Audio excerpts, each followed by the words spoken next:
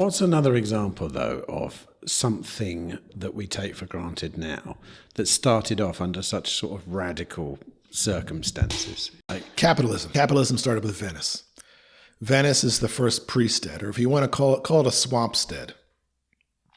So feudalism dominated Europe. How did the Renaissance start? How did all this free market stuff start? What kicked all this off? Well, there was so much war in Italy. First of all, Italy's sort of unique because it's on the other side of the Alps. So it's hard to get armies across it. But there was tons of war in Italy. Refugees couldn't stand it anymore. They're just trying to not die, so they're moving to a swamp. So over time, it's like, well, we need a church. Let's build a church on stilts. You know, that was like in the 600s.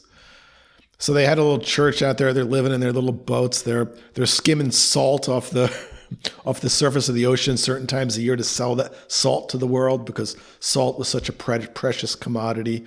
This thing we just use casually, it's cost nothing now. People were willing to die along the Silk Road to get. Well, they found something they could trade, sell to the world so they can get stuff back, which answers another seasteading question. Well, how are you going to make a living out there? How are you going to get food? How are you going to be independent? You rely on the resources of land. Yeah, Venice relied on the resources of land. They had to find a unique service to trade for all the resources of the land.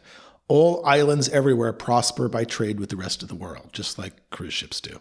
So it's through trade, it starts slowly getting richer. More and more stilts are built. You got to watch these videos on YouTube of how complicated and innovative and clever it was that they started building up this city on a swamp that was slowly sinking all the time. And how do you get water? And how do you defend yourself? And how do you get food? And how do you raise your children? How do you walk around? Who will build the roads? Well, they just use the water as roads. So eventually, it built up to this city-state that was independent of all the kings on land.